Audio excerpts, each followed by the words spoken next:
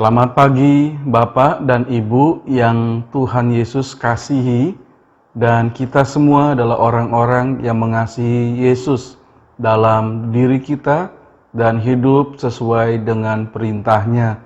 Tetap menjaga kesehatan kita secara rohani, kita hidup dekat dengan Kristus, memiliki hubungan yang akrab dengan Bapa kita di dalam doa, dan membaca firman-Nya setiap hari sebagai landasan bagi hidup kita dalam keseharian. Dan tetaplah menjaga kesehatan jasmani di masa wabah penyakit seperti sekarang.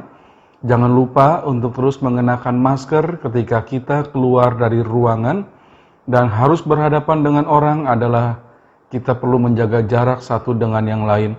Jangan lupa juga untuk sering membasuh tangan kita supaya tetap dalam keadaan bersih. Dan jangan memegang wajah kita ketika tangan belum dibasuh. Ketika pulang ke rumah, alangkah indahnya dan baiknya jika kita membasuh keseluruhan tubuh kita. Tetap sehat di dalam Tuhan, tetap sehat secara jasmani. Mari kita akan membaca dari kitab Injil Matius pasal 16 ayat 21 sampai 28. Pelajaran sekolah minggu kita berjudul tentang menyangkal diri. Mari kita akan berdoa terlebih dahulu sebelum kita memulai pelajaran kita. Bapa dalam surga, terima kasih karena kami boleh hidup bersama dengan Tuhan yang mengasihi kami, dan kami mengasihi-Mu sebagai murid-Mu, dan kami ingin belajar dari kebenaran firman Tuhan sebagai murid Yesus yang menyangkal diri seperti yang Tuhan kehendaki.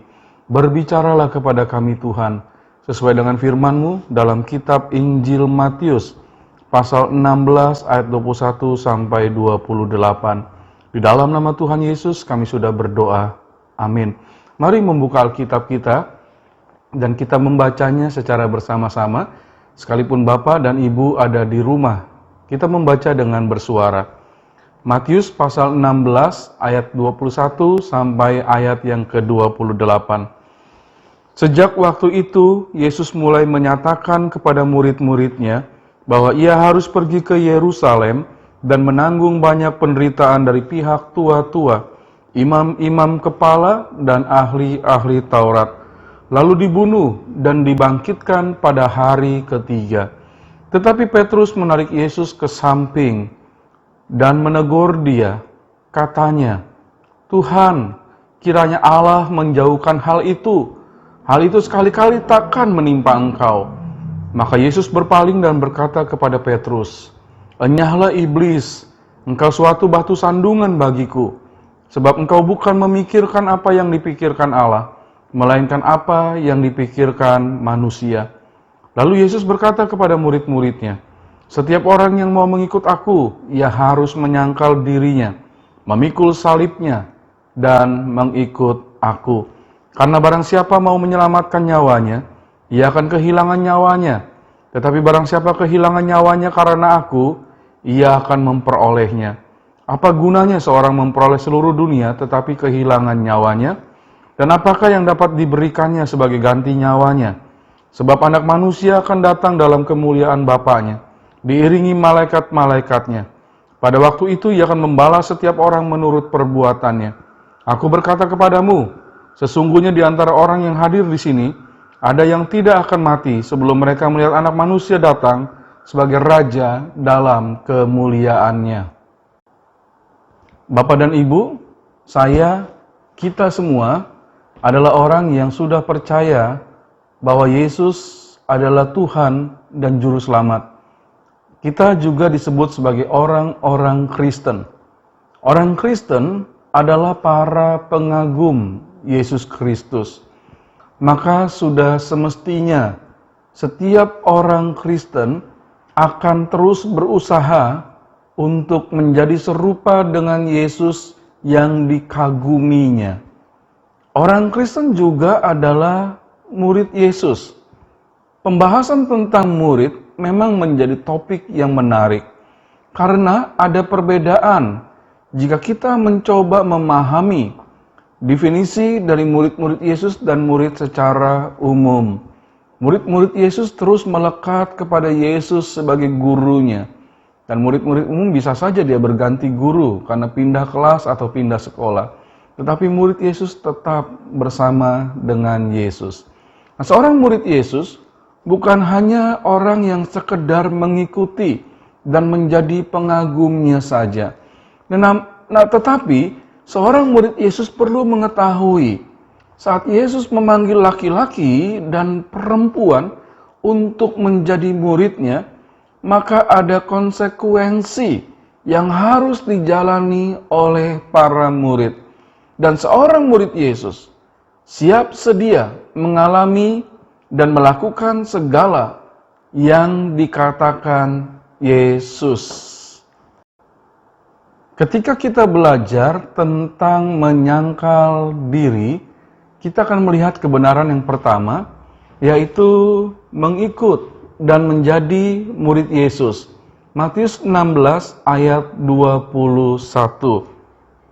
Sejak waktu itu, Yesus mulai menyatakan kepada murid-muridnya bahwa ia harus pergi ke Yerusalem dan menanggung banyak penderitaan dari pihak tua-tua, imam-imam kepala, dan ahli-ahli Taurat, lalu dibunuh dan dibangkitkan pada hari ketiga. Mengikut dan menjadi murid Yesus. Seorang murid berusaha mentaati perintah-perintah Yesus dalam hidupnya.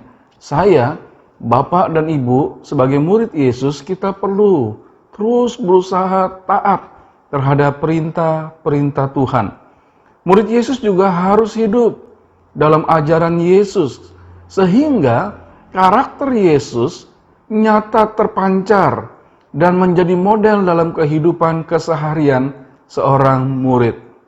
Salah satu yang diajarkan dalam ayat yang tadi kita baca bersama adalah kesiapan seorang murid untuk menyangkal diri saat mengalami penderitaan dan penindasan sebagai murid Yesus. Yesus sendiri sudah mengatakan bahwa dia sang guru akan menanggung banyak penderitaan dari pihak tua-tua, imam-imam kepala, dan ahli-ahli Taurat.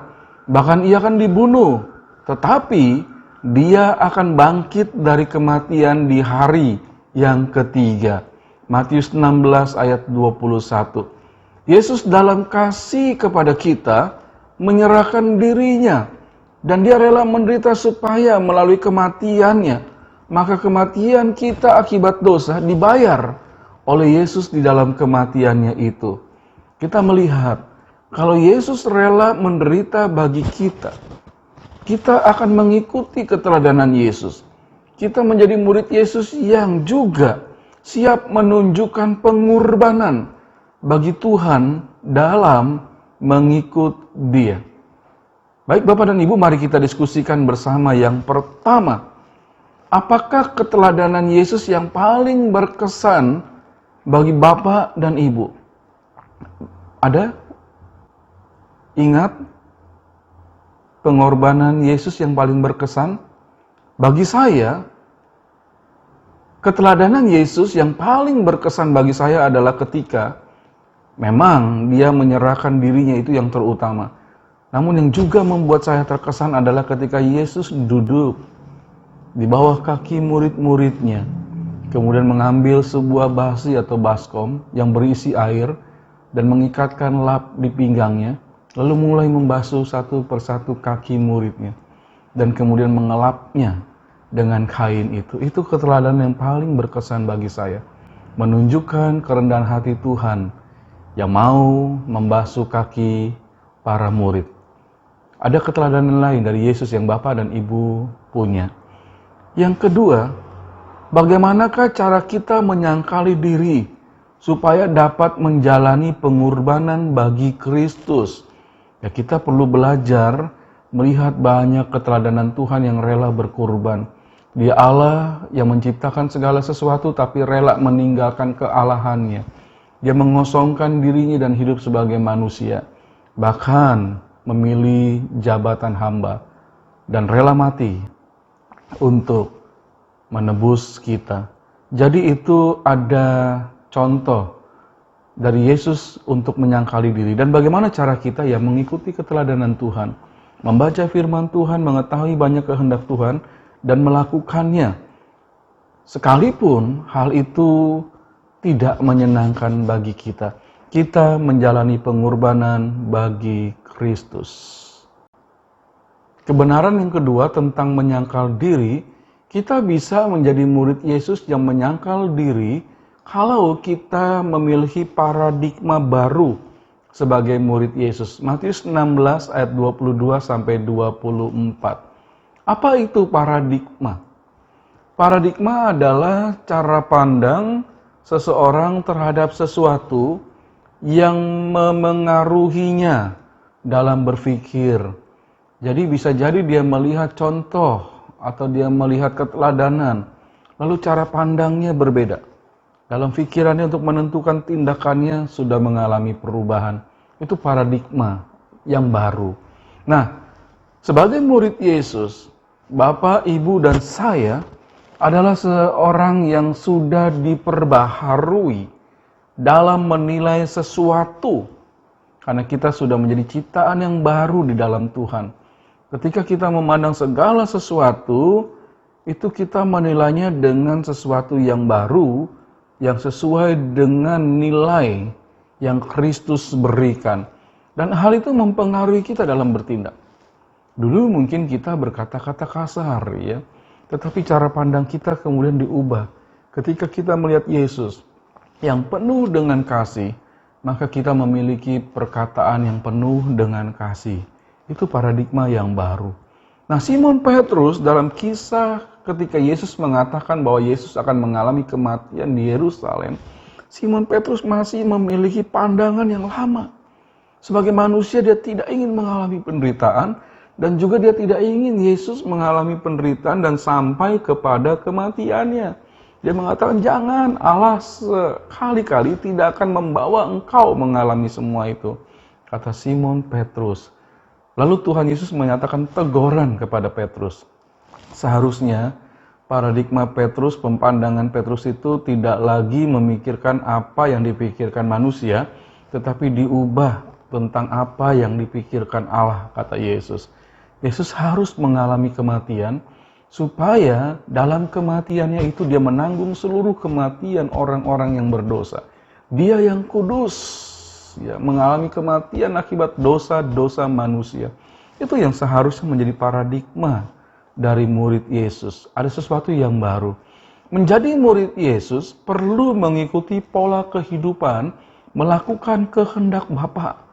Yesus berkata, Bapa menghendaki anak untuk mengalami penderitaan dan mati sebagai ganti penderitaan dan kematian manusia yang berdosa. Paradigma yang baru ini diajarkan oleh Yesus supaya seorang murid melakukan apa yang dipikirkan oleh Tuhan. Itu berlaku bagi Bapak, Ibu, dan saya. Mari kita mulai memandang segala sesuatu berdasarkan pikiran Tuhan. Taruhlah Kristus dalam hati kita dan perkataan kita dan segala tindakan kita. Itu paradigma baru sebagai murid Yesus. Nah, apakah yang perlu murid Yesus, Bapak, Ibu, dan saya lakukan supaya memiliki paradigma baru dalam mengikuti kehendak Tuhan? Kita perlu membaca firman Tuhan. Kita perlu membaca perkataan-perkataan Allah. Dan kita akan menaruhnya dalam pikiran, dalam hati kita, dalam mulut kita, dan dalam segala tindakan kita. Semuanya melakukan kehendak Tuhan. Dan kita akan menjadi murid Yesus yang memiliki paradigma yang baru. Kebenaran yang ketiga dari pelajaran kita di kelas dewasa pria dan wanita senior, pelajaran yang pertama tentang menyangkal diri sebagai murid Yesus. Mari kita melihat Matius 16 ayat 24 sampai dengan ayat yang ke-28. Yesus telah memberikan sebuah pengajaran yang penting tentang menjadi murid-Nya. Seorang murid Yesus harus melakukan kehendak Bapa, kehendak Tuhan yang mengasihi kita. Dan kita harus mengalahkan kehendak pribadi kita yang pasti bertentangan dengan Tuhan, itu harus dikalahkan. Orang banyak yang berpikir kalau mengikut dan menjadi murid Yesus, maka jalan hidupnya selalu aman, selalu damai, dan bebas dari segala macam penderitaan. Apalagi ada kelompok tertentu yang mengajarkan untuk menjadi orang Kristen berarti segera otomatis menjadi orang yang diberkati, orang yang mengalami kesuksesan terus. Dia bebas dari sakit penyakit, dia bebas dari penderitaan. Nah, kalau itu yang difikirkan, mereka adalah murid yang masih dipengaruhi oleh kehendak pribadinya. Ya, kehendak pribadi kita tuh selalu mengalami hal yang baik terus dan tidak mau mengalami pengorbanan apapun juga. Nah, itu harus diubah. Ya, kita ingin mengikuti kehendak sendiri, itu harus diubah. Kita perlu menyangkal diri sebagai murid Yesus. Matius 16 ayat 24 sampai 28 mencatat 3 hal penting dalam mengikut Yesus sehingga kita bisa menjadi seorang murid yang menyangkal diri kita dan menyerahkan diri kita untuk melakukan kehendak Bapa. Yesus berkata kita harus menyangkal diri. Menyangkal diri berarti menaklukkan diri kita kepada Tuhan Yesus Kristus. Sehingga sebagai seorang murid, kita tidak lagi mempunyai hak dan kuasa atas diri sendiri. Setiap orang yang mau mengikut Yesus, ia harus mengganti fokus hidupnya dari diri sendiri menjadi melakukan kehendak Tuhan, itu menyangkal diri. Yang kedua, kata Tuhan, memikul salib. Setiap murid Yesus bersiap menghadapi hal-hal yang memberatkannya dalam menjalani perjalanan iman hidup di dalam Yesus. Berat ya, tapi kita, aku ingin yang enak saja, yang ringan saja. Kita harus menyangkal diri. Ada salib yang memang harus kita pikul sebagai murid Yesus. Yang ketiga, Yesus mengatakan mengikut Dia. Mengikut Dia berarti seorang murid itu akan berjalan di belakang Yesus, melihat dan kemudian melakukan apa yang Yesus pikirkan, melihat dan melakukan apa yang Yesus katakan. Dalam diri kita, itulah seorang pengikut. Murid menjadikan Yesus sebagai Tuhan yang berjalan di depan dan dengan setia mengikuti segala kehendak dan pimpinan Yesus. Ini menyangkal diri ya. Aku maunya ikut diriku sendiri. Aku ingin mengikuti pendapat orang lain yang salah. Tidak boleh, ikutlah Yesus. Mari kita diskusikan bersama yang pertama. Apakah ada penyangkalan diri yang pernah Bapak dan Ibu lakukan sebagai murid Yesus? Ya kalau saya sebagai seorang pendeta, saya itu kadang-kadang menemui kesulitan di dalam pelayanan. Ya, kalau bisa pengennya marah gitu. Kalau bisa pengennya kecewa. Tetapi Yesus sudah mengingatkan, itulah yang harus dialami seorang hamba Tuhan. Kadang-kadang menghadapi kesukaran dalam pelayanan. Kadang-kadang mengalami hal-hal yang mengecewakan.